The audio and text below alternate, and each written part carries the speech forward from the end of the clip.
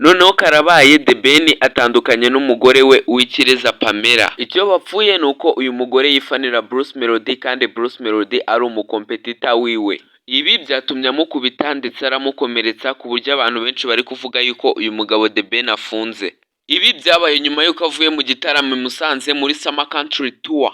Bimwe mu bivuga nuko icyabiteye ngaruka uno mugabo yari yasinze, gusa abamuzi The Ben ntago ajya anywa inzoga. Ngo watanze ikirego kugira ngo uno mugabo afungwe ntago ari umugore we uw'ikirezi Pamela, bivuze yuko ashobora kuba ari abayetazi biwe batumye afungwa. Uyu mugore uw'ikirezi Pamela yatangiye gufana Bruce Melodie kera cyane ataramenyana na The Ben. Nakundaniye na The Ben n'ubundi yagiye abigaragaza. Reba nk'ino video ari kuvuga yuko akunda Katerina ya Bruce Melodie. Ndi nanone ukunda kuririmba? Oya. Kuri we indirimbo igezweho ubu ngubu kuri we ni Katerina ya Bruce Melodie. Kuko rero nawe umva ukuntu ibyo bintu byagenze. Ese koko ubona ari ikintu bakagombye gupfa? Nawe mbwira muri comment maze tubiganireho.